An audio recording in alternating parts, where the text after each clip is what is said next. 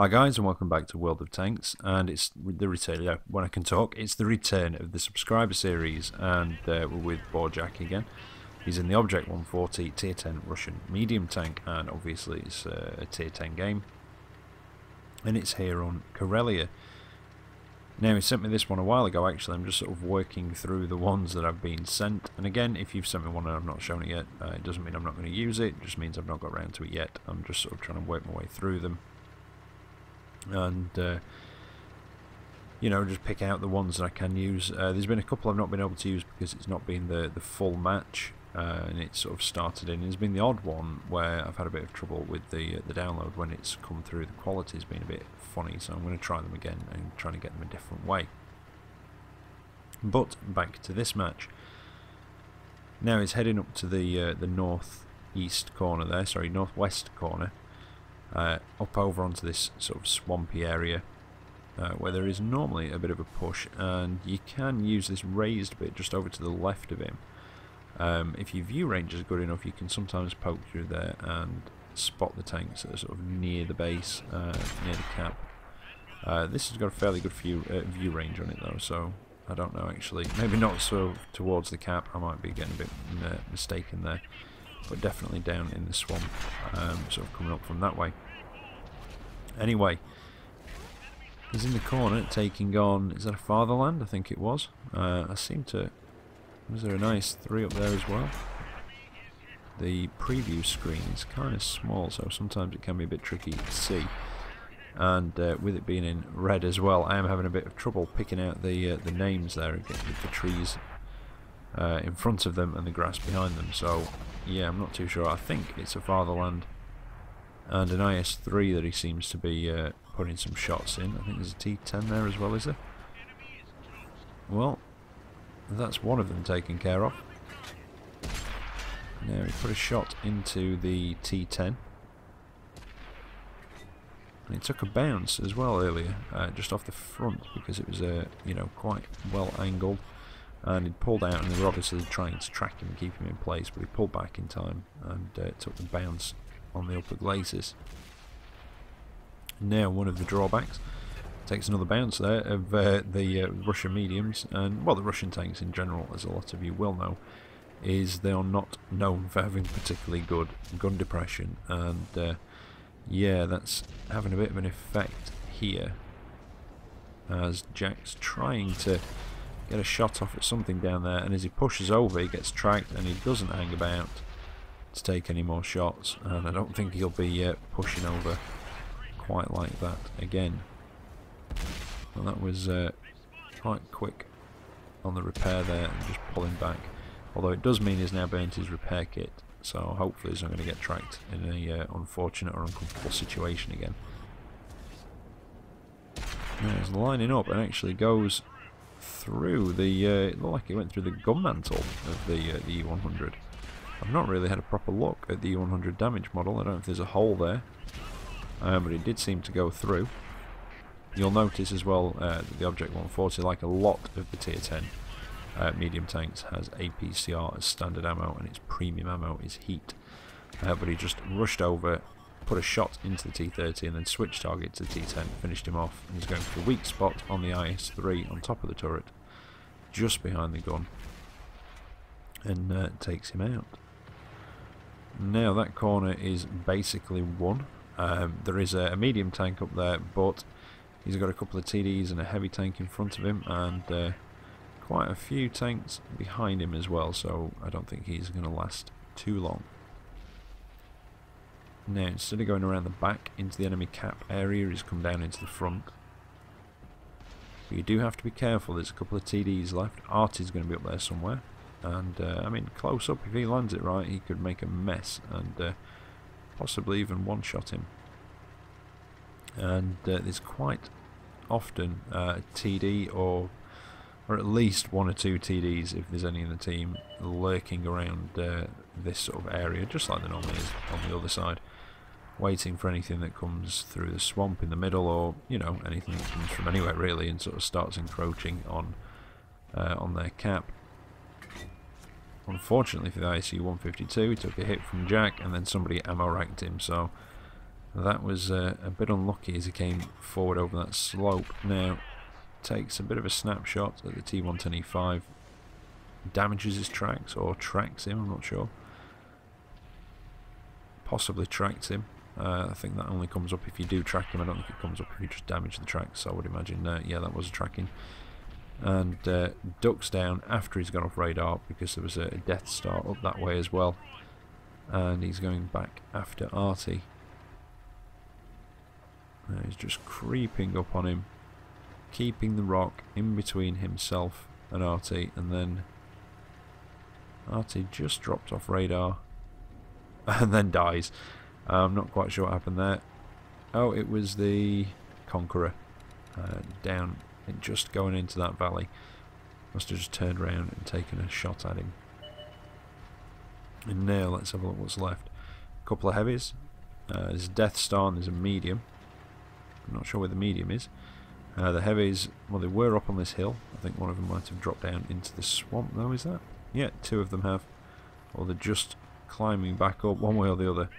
But there's the Death Star, and this is not a particularly pleasant situation to be in. It's never nice facing down a Death Star. Takes a shot, bounces off his gun mantle, and he's only got 2 APCR left, and then he's going to be moving on to his premium ammunition. But he knows that the Death Star has now got quite a lengthy reload, so he's going to basically close the distance. Takes another shot, but unfortunately it was on the move. It hit, but it bounced. Gets around him, puts one in that actually pens, and takes one on the turret. Luckily it wasn't a pen, but he still took quite a bit of splash damage. But he's managed to take care of the Death Star, and I think he must just catch the trigger there as the IS-7 comes down the hill, goes for the ram, but he just manages to pull back out of the way. And I think he put a heat round, but it hit the tracks on the way down. That one went through. The IS-7 misses, and he takes a shot while still locked on while he's manoeuvring. It hits, but it didn't pen.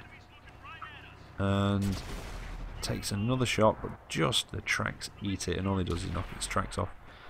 Somebody puts one into the back of him, and he manages to put one through the side. Well, I don't know if he actually put it through the side or whether that was just splash damage that finished him off, but regardless of that, I think that was his 6th kill for the Top Gun. So yes, it was. It came out of that with just over 4,700 damage done. The Ace tanker and a Top Gun, and a nice 2,140 assisted, and just over 2,300 blocked as well. Looks like quite a fun tank, the Object 140. Can't wait to actually get to that one. I'm still trying to get through the T44, but hopefully I'll get there soon. Now, this is McLogo, and he's in his T37, Tier 6 American light tank. This is a Tier 8 match, and it's on Prokhorovka. It is a little bit dark, this video. It was done on the PlayStation Pro, I think it said.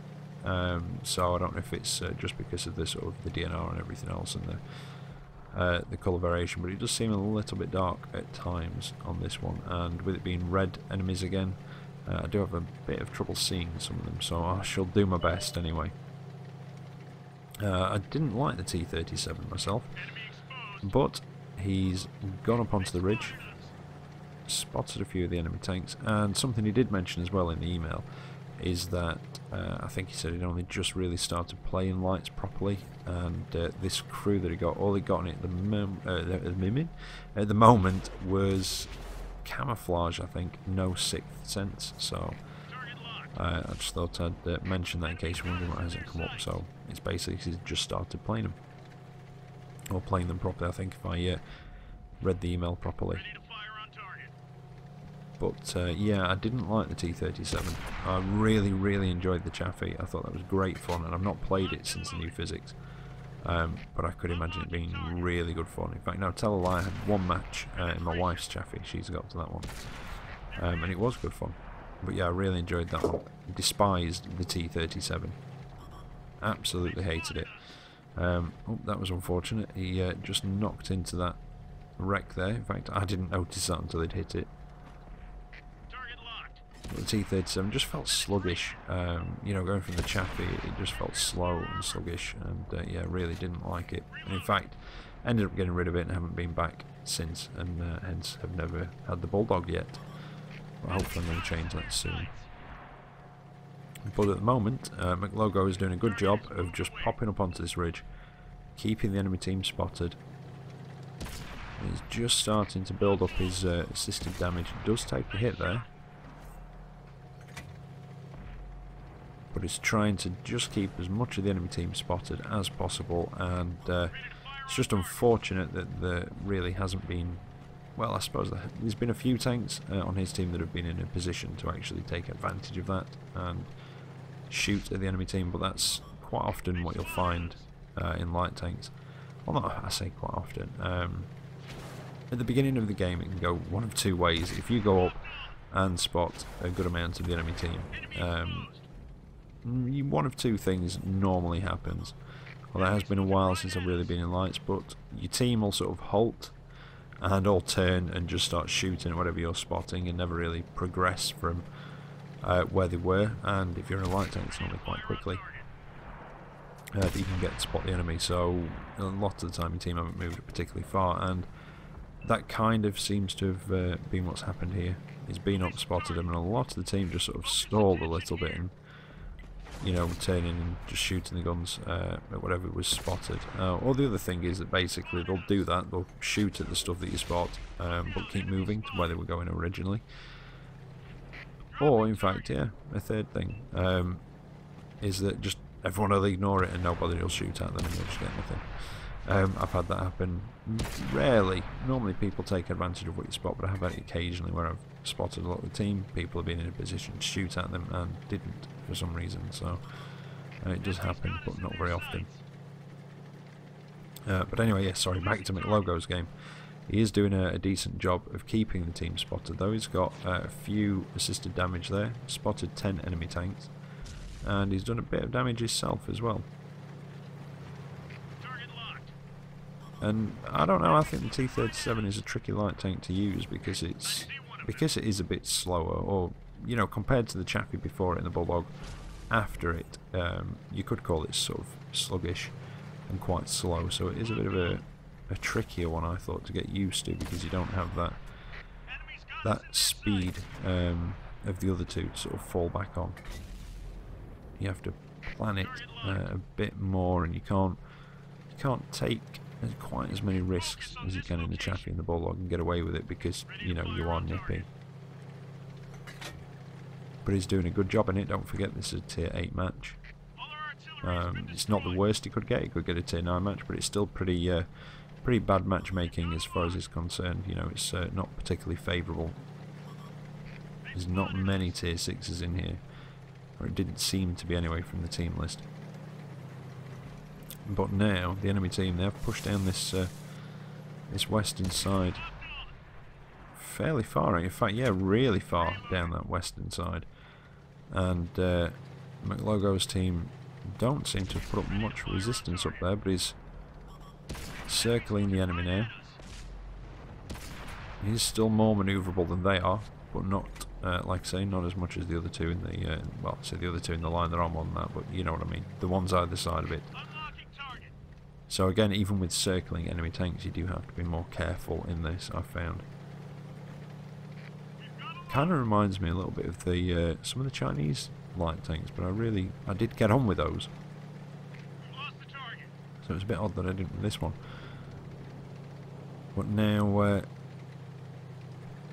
in fact, yeah, it's not looking too bad for his team actually. They've got into the cap. It's an encounter. I think I did forget to mention that at the beginning. But it is an encounter. They have managed to get into the cap. There is an enemy tank up there that's trying to reset it. And now McLogo is going to work on this. Is that a Tiger 2? Yes, it is, yep. It's a bit tricky to see. It was just, like I say, small preview window, couldn't quite see the front. And with the red names, I just couldn't see the name. Now, an IS-3 there, and he's knocked his tracks off. And I don't think... Has that IS-3 just not seen him? He's using the concealment from that bush, so yeah, there's a good chance. And basically just pecked the IS-3 to death. And that's kind of what it is with this. It's not got a high damage gun, so it is very much sort of death of 1,000 cuts, but it works, as the IS-3 driver can testify to. And don't forget he took out a Tiger II just before that as well. In fact, yeah, he did take it out, didn't he? Nobody else took that shot, I don't think. Or did I miss that? Anyway, well, again, small preview window and the wrong colours for me, unfortunately. But now he's going back after the... What is that, T-32, did that say? Although he's swung off to the side and gone after the artillery. Takes down the arty. That means that he's not going to be putting any shells onto him or any more of his teammates. You really don't want an arty behind you in any tank, let alone a light tank. And now he's going to work on this Tiger that he'd seen earlier, put a couple of shots into this guy, and he's got around him, and he just waited, and now the Tiger just can't quite keep his turret up. His engine's now damaged, so yeah, he's not going to keep up with him with his turret. And that's his 4th kill, and that's the last one of the game. Very nice game in the T-37 there. A lot better than any game that I have had in the T-37. But then again, like I said, I just really didn't like that tank. But 2,715 of its own damage done, along with 2,419 assisted, scout medal, and an ace tank. It was a daily double. I don't know if we got any XP for the ops, but just under 7,000 XP as well, which is pretty nice. So there you go. I hope you've enjoyed those videos. Thank you to both of you for sending them in again. I really enjoyed watching them, and I hope everybody else has enjoyed watching them. So I shall be back tomorrow with another one. Hopefully Roads Tier 10. So until then, take care then. I'll catch you next time. See you later.